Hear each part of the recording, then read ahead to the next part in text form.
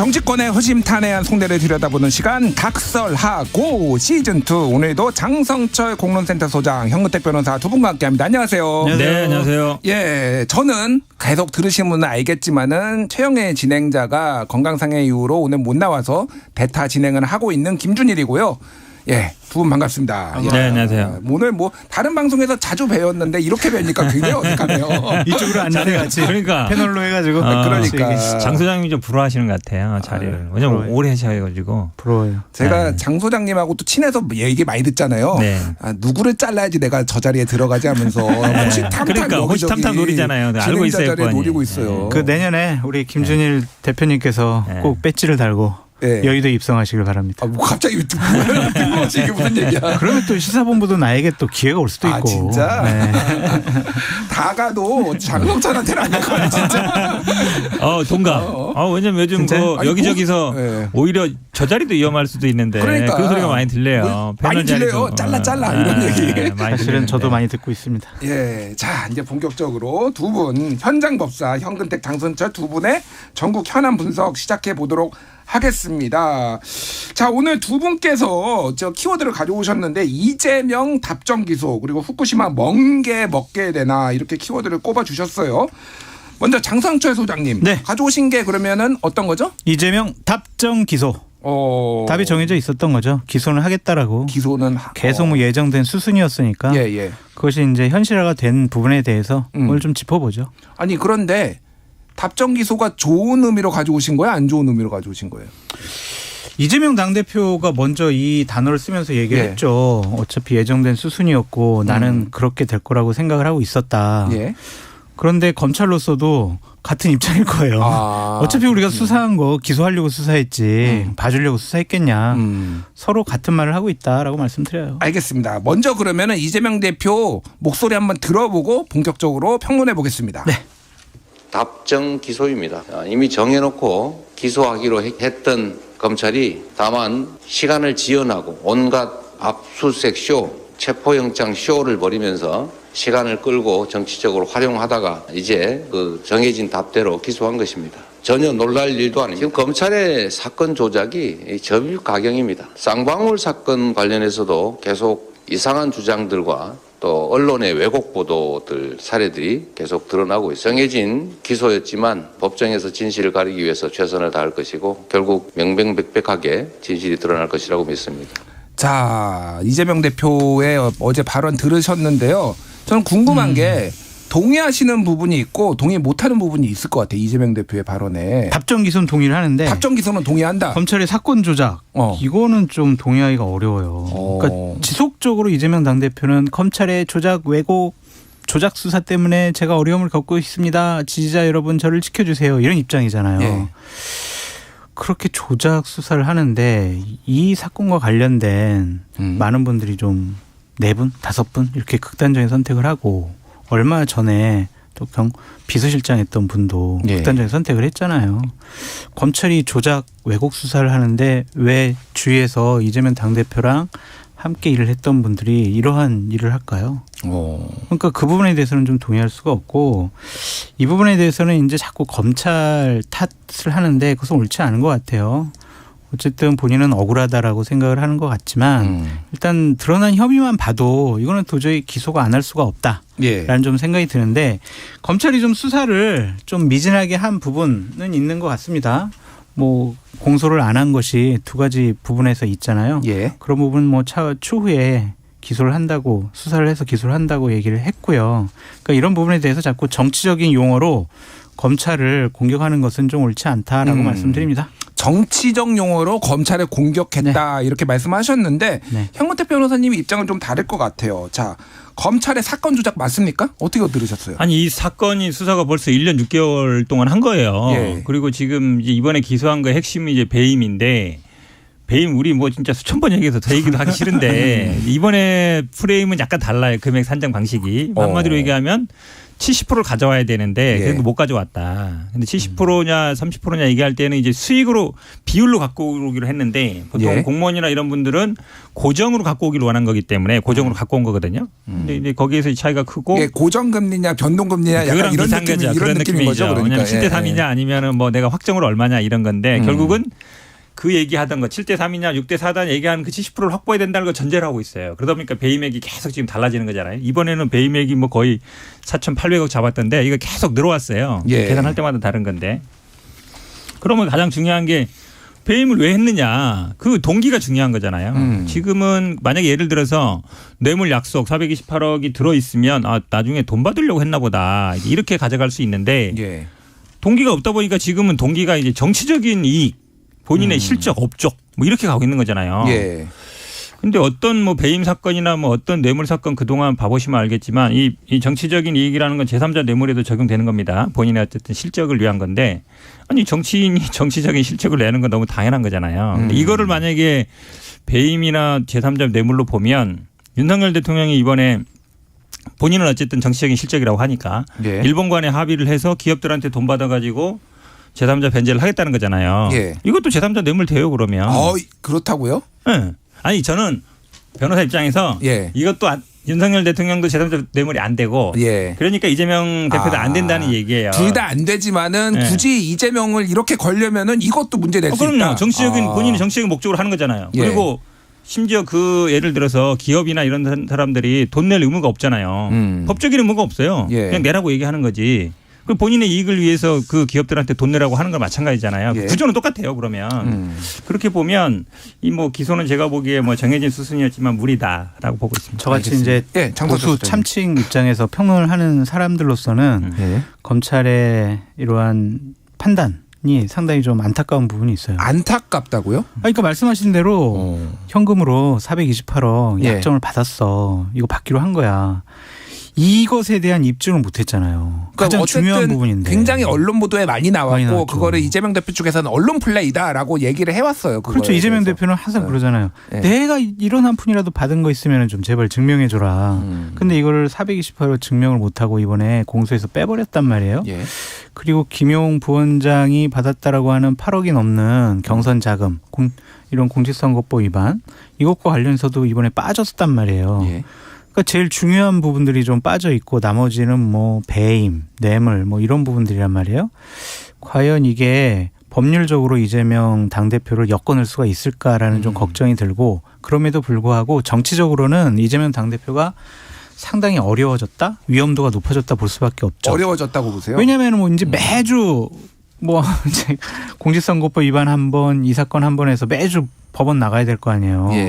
그때마다 이제 검찰에서 새로운 증거 내세우고 또 다른 증인들이 새로운 진술을 하고 이러면은 그냥 이미지상 그래 이재명 당대표 뭔가 잘못한 것 같아 이런 이미지를 계속 줄 것 같아요 국민들한테. 검찰이 그걸 노린 거 아닐까요? 그런 것 같아요.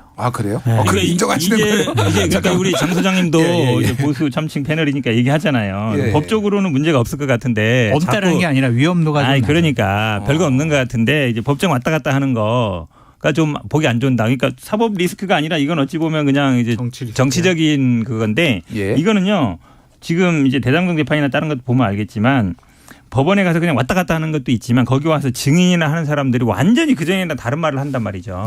지금 왜냐하면 428억도 왜 기소를 못했겠어요. 정진상 실장은 기소를 했잖아요. 근데 기소를 못한 거는 이제 말들이 막 다른 말들이 나오는 거예요. 법정에 갔더니 유동규도 예전이랑 막 다른 말하고 남욱도 다른 말하고 두 사람 말밖에 없는데 근데 뭐 녹취록에는 이미 어찌 보면 뭐 유동규 거라는 게 나오고 근데 자기 거라 김만배 명의로 돼 있는데 그 사람은 자기 거라 그러고 그다음에 뭐 정진상 김용이나 사실 셋이 거라 그러는데 자기는 아니라 그러고 그러면 말밖에 없는데 말이 다 다르잖아요. 4명 핵심이 4명인데 그중에 유동규만 그 말하고 3명은 다른 말 한단 말이죠. 그러면 뭘로 입증을 하겠어요. 입증이 안 되는 거예요. 그러면 사실은 지금 김용 전 부원장 재판도 비슷한데 법정에 나와서 얘기하는 유동규의 진술들이 굉장히 불분명해요. 김용 부원장 지금 변호인이시잖아요. 그렇죠. 그러다 보니까 뭐 돈을 어떻게 넣고 갔느니 뭐 못 받느니 막 이런 얘기 나온단 말이죠. 저는 재판에서도 똑같을 거라고 봅니다. 왜냐하면 결국은 배임은 뭐 증인이 그렇게 중요하지 않아요. 배임이 중요하지 않은데 다른 것들이 이제 제3자 뇌물이나 이런 건 증인이 중요할 것 같은데 결국은 지금 이제 김용 부원장 사건도 그 돈을 어디 썼는지가 되게 중요하잖아요. 예. 법적으로는 중요하지 않다 그러지만 사실은 경선 자금이라 그러면 경선 자금이 들어간 게 나와야 되는데 광주 지역의 경선 자금이라고 아예 이제 검찰이 지금 제출한 거는 카카오뱅크로 뭐 10만 원, 20만 원 보낸 거, 그 생일 뭐 선물이나 이런 걸 보낸 거 그거를 내고 있어요. 돈 쓴 내역으로. 카카오뱅크 10만 원, 20만 원짜리. 그걸로 8억 원을 썼다고. 아니 그거 다 쓴 거 해봐야 뭐 100만 원도 될까 말까 이 정도 선이에요. 예, 예. 그러니까 지금까지 그 용처로 밝힌 거는 카카오뱅크로 뭐 선물한 거 예. 그런 거밖에 없어요. 근데 그걸 대선 자금이라고 막 경선 자금이라고 우기고 있잖아요. 법적으로 물론 정치 자금은 받으면 성립해요. 예. 근데 결국은 이게 어디에 썼는지를 밝혀야 되는 거잖아요. 예. 428억 또 줬다는 게 아니잖아요. 나중에 주기로 했다는 거잖아요. 약정설이지 약정설. 그러니까 주기로 했다는 거잖아요. 예. 주기로 했다는 건 최소한 각서가 나오거나 공증문서 정도가 나와야지.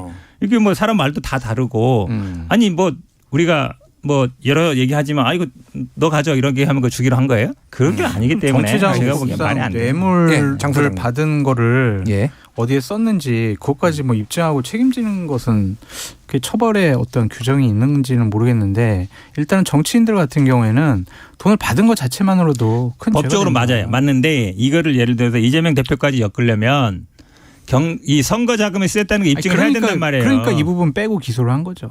아니 그렇긴 한데 그러면 이게 경선 자금, 대선 자금에 썼다라고. 아니 몰라 검찰 왜 이렇게 좀 어수선하게 했어. 이게 처음에 대선 자금 이재명 대선 자금 수사라고 뻥 터뜨리고 경선 대선 자금이라고 수사했잖아요. 그러면 대선 자금에 썼다는 걸 입증을 해야 되잖아요. 검찰에서 했던 제대로 그러면 수사를 통해서 두 분의 의견이 일치하는 거는 검찰이 수사를 제대로 못했다라는 거는 어쨌든 일치하는 거네요 지금. 어쨌든 그 김만배 씨가 입을 안 여니까 검찰로서는 어쩔 수가 없겠죠.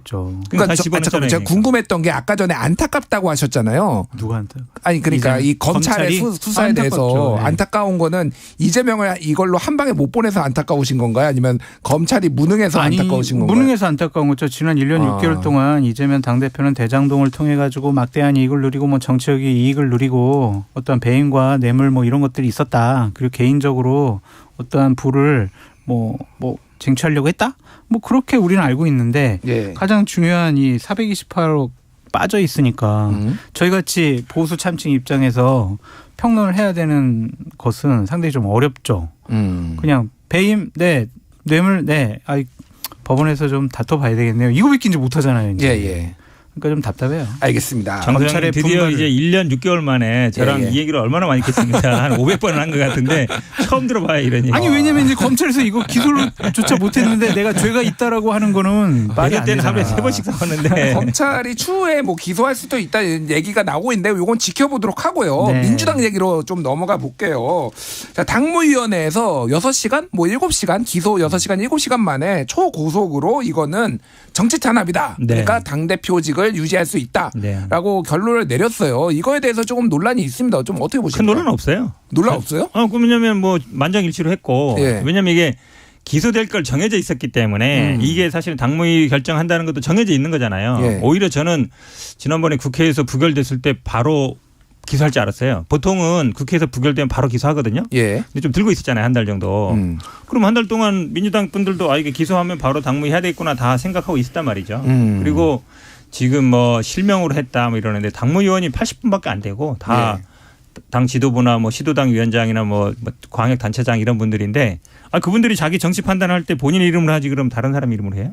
근데 서면으로 한 거를 본인 보고 하라 실명하라 그랬더니 아니 그럼 서명을 익명으로 하면 이게 누가 냈는지 어떻게 알아요? 이게 한 사람이 2장 냈는지 3장 냈는지도 모르잖아요. 그러니까 말이 안 되는 얘기를 하고 있어요. 거기서 만약에 자기가 잘못됐다고 그러면 당연히 이거 잘못됐습니다라고 하면 되는 거예요. 근데 다들 뭐 안 된다라고 얘기했으면 논란이 없는 거죠. 만장일치가 나온 거 가지고 오늘 장해찬 국민의힘 최고위원 같은 경우에는 공산당이냐 뭐 이런 얘기도 좀 비판도 하더라고요. 그러니까 이것도 답정 기소라고 얘기했지만 답정 면죄부 아니냐 뭐 이런 비판을 했는데 장 소장님 어떻게 보십니까? 국민의힘에서도 만장일치로 여러 부적절한 일을 한 사례들이 있는데 이런 뭐지? 자아 비판 이거.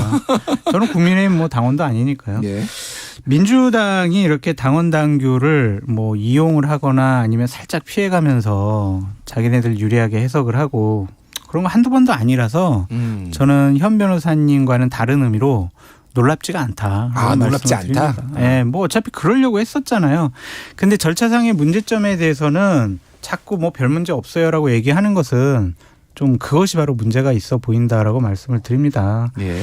어차피 사흘 정도 통보도 하고 내용도 좀 수기하고 그랬어야 되는데 그러한 절차를 지키지도 않았었고 또한 직무를 정지한 자에 대해서 당무위원회의 의결을 통해서 다른 판단을 할 수가 있는 건데 예. 사무총장이 당대표 직무 정지도 하지 않았잖아요. 그랬는데 갑자기 이거 당무위원회 열어가지고 그거를 해소를 한다? 이거 웃긴 말이잖아요. 예. 그랬더니 뭐 그런 비판 나오니까 민주당의 뭐 당직자들이 거기에 심표가 있네 없네 이런 말장난이나 하고 그래서 민주당이 안 되는 거다. 예. 좀 정치를 좀 크게 해야지 이런 거 가지고 그냥 자기들 스스로 자기 부정행위 자신들이 2005년이죠. 정치혁신, 민주당 개혁을 위해서 도입한 제도를 갖고 스스로 이런 자기 부정 행위를 하고 있는 것은 손가락질 받을 만하다라고 말씀드립니다. 2005년이 아니고 2015년. 예. 제가 이제 문재인 당대표 시절에. 국민의힘이었으면 아마 당헌을 바로 바꿔서 바로 했을 거예요. 아니 지난번에 이준석 대표 물어볼 때 보세요. 뭐 당헌을 2번, 3번 막 그냥 바로 그날 바꿔가지고 그때 현 변호사님이 그거 비판하셨죠? 당연히 비판했죠. 근데 왜 이거는 비판 안 해요? 우리는 당헌 안 바꿨잖아요. 당헌 안 바꾸고 이 당헌 그대로 하고 했잖아요. 이 뭐 4일 혁신위원회에서 바꾸려고 그랬잖아요. 근데. 근데 안 바꿨잖아요. 결론은 안 바꿨다. 안 바꿨고 여기는 바꿨을 거 우리는 안 바꾸고 당헌대로 한 거란 말이에요. 그러니까 민주당이 100배 나은 거죠. 그리고 지금 뭐 4일 전에 통보한다 이런 거는 다 예외 규정이 있고요. 그다음에 사무총장 결정 안 하고 예외 규정이 있는 거예요. 그러니까 결정한 다음에 일단 정지한 다음에 예외 규정 두는 게 아니라 바로 예외 규정을 적용할 수 있는 거예요. 그러니까 너무 요만한 거에 시비 걸지 마시고. 당원 당규가 우리는 그래도 당원 당규대로 했다. 국민의힘은 당원 당규 막 바꿔가지고 대표도 막 잘라내는. 그때 저 국민의힘 엄청나게 비판했잖아요. 알겠습니다. 당원 당규의 기준이 무슨 미역줄거리입니까? 제가 정리를 할게요. 예, 뭐 적절한 비유인지 모르겠습니다만 똥무동계와 겨무동계 뭐 이 정도로 제가 정리를 하고 다음 키워드도 해야 되니까. 아니 근데 이게 하나만 더 말씀드리면 이게 그만 얘기해요? 네. 현 변호사님이 그만 얘기하라니까 곤란하신가 보다. 자, 키워드 두 번째로 가겠습니다. KBS 1라디오 최영일의 시사본부 각설하고 시즌2 함께하고 계신데요. 이번에는 현근택 변호사께서 꼽으신 키워드 가보겠습니다. 후쿠시마 멍게 먹게 되나. 야, 기대감이에요? 그러니까 좋아서 지금 제가 바닷가 출신이잖아요. 제주도고. 제주도 멍게 뭐 수없이 많이 먹었죠 옛날에. 그냥 바닷가에 가면 널려 있던 거 예전에는 그냥 이거를 팔지도 않고 그냥 먹었어요. 근데 지금은 팔게 됐는데 이게 그 일본의 이제 동북쪽 지방 도우쿠 지방이라 그러죠. 거기 멍게가 많이 납니다. 거기 사실은 후쿠시마가 있고 그 위에 있는 데가 아까 저기로 했죠. 미야기현. 밑에요 밑에. 미야기현은 위에고 위에요. 위에고 그 밑에가 지금 아까 이 얘기한 이제 한일 의원연맹 그 회장 누카가 회장이 그 밑에에 있는 그 주위에 이제 국회의원인데 이분이 어쨌든 멍게 자기 지역에서 나는 그 지역에서 나는 멍게 한 70%를 그 동안에 이제 한국에 수입했었는데 수출을 했었는데 못하게 됐잖아요. 그러니까 이제 이거에 대해서 이제 뭐 민원 제기를 했던 것 같은데 어쨌든 논란이 되는 거는 그 얘기를 했고 근데 그거를 이제 아마 그 어쨌든 본인의 뭐 취적을 위해서든지 촬영하려고 했는데 막았다 이제 이런 얘기가 이제 마이니치 신문에 나왔는데 이거에 대해서 지금 이제 저 대통령실이나 반응은 그 전이랑 도쿄 얘기 나왔을 때 비슷한 것 같아요. 도쿄 얘기 나왔을 때 처음에는 뭐 의제가 아니다, 공개하는 게 곤란하다 이러다가 뭐 그런 얘기 없다 이러는데 이런 얘기 나오면 좀 세게 아니 그게 예의도 아니고 말도 안 된다 그런 얘기 왜 꺼내느냐. 공식적으로 항의하고 좀 일본에 이제 정치인들이 언론 플레이 하는 건데 그게 못하게 좀 제재해라 이렇게 딱 외무성에다가 얘기하고 이랬으면 좋겠는데 그런 건 안 하고 계속 뭐 그런 얘기 없었습니다. 뭐 그 말도 안 됩니다. 자꾸 이러는 게 저는 뭐 대통령실 말을 믿고 싶은데 근데 일본에서 계속 디테일하게 나오니까 구체적으로 워딩도 그 의원 거기 있던 의원도 이런 얘기 하잖아요. 아니 뭐 국제 원자력 기구 절차에 따라서 시간이 걸리더라도 이해할 수 있도록 노력하겠다. 라는 얘기를 들어보면 긍정적인 것처럼 들린다 이렇게 해석을 하고 있단 말이죠. 아니, 전략적인 모호성에 입각한 외교적인 화법 얼마나 잘하셨습니까 대통령. 아니 그러면 그 국제 기준에 따라서 판단하겠습니다. 이렇게 하면 되는데 시간이 걸리더라도 일본 측이 이해할 수 있도록 노력하겠다. 일본 측이라는 거는 이제 괄호 열고 그렇죠. 생략된 단어고요. 시간이 걸리더라도 노력하겠다는 얘기는 노력하겠다. 예. 수입하겠다는 게 아니라 우리가 뭘 노력해 그러면. 우리가 수입하지 않는 사실에 대해서 논리적으로 법률적으로 제도적으로 우리가 일본 측의 이해를 구하겠다. 그 말이 돼요 그게? 제가 말이 안 돼요? 말이 안 되지. 자, 제가 좀 궁금한 거는 두 분한테 여쭤보고 싶어요. 어쨌든 대통령실은 멍게란 말은 없었다라고 이제 해명을 했잖아요. 그러니까 일본 언론과 우리나라 대통령실과 어느 쪽의 해명을 좀 그러니까 주장을 좀 더 믿으시나요? 아니 저는 이제 멍게라는 단어는 예. 모르겠지만 이제 수산물이라는 단어는 나왔을 것 같다. 멍게는 아니고 수산물. 그렇죠. 일본에 대한 수산물 지금 어쨌든 후쿠시마 지역에 수산물을 수입할 거냐 말 거냐가 핵심이잖아요. 예, 그중에 예. 하나가 멍게인 거고. 그러면 지금 일본 측이나 반응이나 아니면 지금 우리 뭐 대통령실의 반응을 봐도 수산물 수입에 대한 얘기 나왔을 것 같아요. 근데 그것도에 대해서 이렇게 뭐 원론적인 얘기를 했다 그러는 건데 사실 그러면 그냥 그런 얘기 나왔다. 아 그럼 우리는 원론적으로 답변했다. 이러면 돼요. 예. 근데 마치 이제 뭐 말이 뭐 안 나왔다. 그게 아니다. 뭐 그런 일이 없었다. 자꾸 이러니까 오히려 뭔가 좀 찔리는 게 있나? 뒤로 네. 뭐 약속해 줬나? 아니면 몰래 뭐 그런 얘기 했을 때 그냥 가만히 있었나? 이렇게 들리잖아요. 장성철 소장님 의견이 좀 궁금해요. 저는 찔리는 거 앞부분은 동의. 찔리는 거는 동의하지 않고 그냥 이런 부분 우리가 한일원연맹 일본 측 회장 만났는데 네. 그 회장이 나한테 이런 얘기를 했었다. 근데 하지만 나는 대한민국 국민들의 생명과 안전이 제일 중요하다고 생각을 한다. 그런 입장을 견지를 하면서 우리가 하여튼 뭐 여러 가지 잘 살펴보겠다. 이런 식으로 얘기를 했다라고 하면은 국민들이 뭐라고 하겠어요?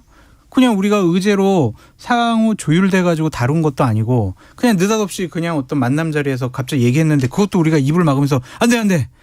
멍게 얘기하면 안 돼. 이렇게 할 수는 없잖아요. 그러니까 이거를 안 나왔다고 막 우리 뭐 이런 얘기조차 안 했다라고 부인하는 것 자체가 저는 이해가 되지 않아요. 그렇구나. 그냥 정정당당하게 이런 얘기 나왔는데 네. 우리가 이렇게 대답했어. 그렇죠. 그게 낫지. 뭘 이거를 또 하면은 했네 안 했네 또 일본에서는 진짜 했다니까 또 뭐 뒷얘기가 또 나올 거 아니에요. 그리고 이거 자체가 사실은 얘기가 나올 거라고 이미 예고가 된 게 후쿠시마 현 지사, 그러니까 지사가 언론 보도에 JTBC 언론 보도였는데 한일 정상회담 하기 전에 이미 기시다 후미오 총리한테 이거 얘기 좀 해서 풀어달라라고 이미 뭐 예고가 된 상황이었어요. 그래서 이거 자체가 나온 것 자체가 뭐 잘못된 건 아니지. 충분히 예상될 수 있는 거예요. 그러니까 독도 예. 문제나 예를 들어서 위안부 문제도 마찬가지 충분히 예상이 되잖아요. 예, 그것도 예. 그렇게 하면 돼요. 독도 문제 얘기했지만 뭐 역사적으로나 법적으로나 현실적으로는 우리가 지배하고 있으니까 여기 언급하는 게 적절치 않습니다라고 얘기를 하면 되는 거예요. 위안부 나왔을 때도 책상 없고 박차고 나와야죠. 그렇게 아니지. 안 돼? 그러니까 위안부 문제 나왔을 때도 어쨌든 그거는 뭐 지난 정부에서 한 거고 그거는 뭐 검토해보겠다든지 아니면 이렇게 얘기하면 되는 건데 그러니까. 뭐 의제가 아닙니다. 뭐 공개하는 게 적절치 않습니다. 그런 얘기 없었습니다. 그러는데 일본에서는 구체적으로 나오잖아요. 예. 그러면 뭐를 그냥 그런 걸 공개하는 게 적절치 않습니다. 이런 것보다 구체적인 워딩이 나오는 쪽에 사람들이 더 간단 말이에요. 그러니까 그러면 거기서 결국은 그렇게 되는 거잖아요. 윤석열 대통령이 거기서 한마디도 못했구나. 그냥 듣고만 있었구나. 네. 저런 이미지를 주는 게 더 나쁜 거예요. 그렇죠? 듣고만 있으면 예. 언론이나 그 일본이 노리는 건 그거잖아요. 들으면서 마치 이제 가만 조용히 있으니까 인정하는 것처럼 수긍하는 수긍처럼 것처럼. 보였다. 이렇게 노리는 거잖아요. 계속. 예. 근데 우리 국민들도 그냥 가만히 있었으면 그냥 수긍한 거네 이렇게 보이는 거거든요. 왜냐하면 아니 윤석열 대통령이 얼마나 말을 하길 좋아하는 분이에요. 엊그제도 보니까 그냥 국무회의에서 막 23분 동안 혼자 얘기하시는데 알겠습니다. 아니 그런 얘기를 기시다 만났을 때 1분만 얘기하면 되는 거 아니에요? 그러니까 정정당당하게 우리의 입장을 얘기를 하면 되는 것이지 이거 안 했다고 나오지도 않았다고 하는 거는 예. 조금 무리한 해명 같다라는 생각이 듭니다. 오늘 할 얘기가 많은데 요거 짧게 여쭤보고 그다음에 국회 얘기로 넘어갈게요. 윤석열 대통령이 일본 야당이 한일 관계 개선을 위해서 한국 야당을 직접 설득하겠다 이렇게 얘기를 하니까 윤석열 대통령이 그런 얘기를 듣고 부끄러웠다라고 했는데 대통령실에서는 부끄러웠다가 아니라 부럽다라고 얘기를 했다. 뭐 이런 얘기들이 나오고 있어요. 좀 이건 어떻게 들으셨습니까? 부끄러운 게 맞나요? 부러운 게 맞나요? 아니 뭐 듣기 평가 문제 2번이라고는 했는데 듣기 평가를 하려면 원래 이게 워딩이 나와야 되잖아요. 정확하게. 예. 그러니까 이게 워딩이 없으니까 듣기 평가는 아닌 것 같고 해석 문제 같아요. 해석 문제. 네, 해석이 더 어렵죠. 예. 근데 처음에 언론 보도는 부끄럽다고 나왔단 말이에요. 예. 마치 그러니까 한국 야당이 부끄럽다. 일본 야당은 좀 좋겠다. 이런 의미로 받아들였단 말이죠. 예. 일본 야당이 왜냐하면 그런 얘기 같은 얘기 하니까. 그러니까 당연히 야당이 발끈할 수밖에 없잖아요. 그러니까 이제 중간에 한 글자를 뺐는데 끝자를 이제 넣냐 안 넣냐 문제인데. 부럽다냐 끄가 들어가느냐. 그러니까 부럽다라고 하려면 대통령이 기본적으로 우리 야당도 저렇게 일본의 야당처럼 여러 가지 좀 이렇게 해줬으면 좋겠어라는 우호적인 바람이 있어야 부럽다라고 하지. 지금 야당을 솔직히 뭐 야당 취급도 안 하는데 기대가 없는데 야당한테 야당에 대한 좀 비우호적인 생각을 갖고 있는 분이 부럽다라고 하진 않았을 것 같아요. 그래서 첫 번째 나온 말이 맞지 않을까. 아니 예를 들어서 이런 거예요. 예를 들어서 일본 기시다 총리가 와가지고 우리가 전부 다 사과하고 배상하겠습니다라고 하고 일본 기업에 돈 내게 만들겠습니다. 딱 해봐요. 우리나라 야당들 가서 뭐 10번이라도 가서 만나서 아이고 잘하고 있습니다라고 칭찬하겠죠. 그게 아니니까 그런 거 아닙니까? 현상만 보지 마시고 본질적인 문제 봐야 되는데. 알겠습니다. 윤석열 대통령이 너무 현상적인 것만 보시는 것 같아요. 야당의 반대를 또 지렛대로 이용해서 일본하고 협상을 할 수도 있는 거니까 그렇죠. 대통령이 좀 전향적으로 생각했으면 좋겠습니다. 자, 한일 정상회담 후폭풍이 국회로 옮겨 붙었는데 지금 역술인 천공이 2014년도에 이제 정법 강의 여기에서 이제 친일성 논란 발언을 한 것을 야당에서 틀려고 하니까 이거를 가지고 이제 설전이 있었는데요. 먼저 당시 상황 먼저 들어보고 오시죠. 우리 부모님들이고 우리 윗대들이 지금 우리가 사회를 이끌고 나갈 사람들은 일본한테 고마운 생각을 해야 돼. 일본한테 참 고마운 마음. 잠깐만요. 왜 영상자료 틀지 않습니까? 음성 반출은 양 간사 간의 성의이 필요한 사항입니다. 음성 반출이 양 간사 간의 합의가 필요하다는 내용은 또 어디에 있습니까?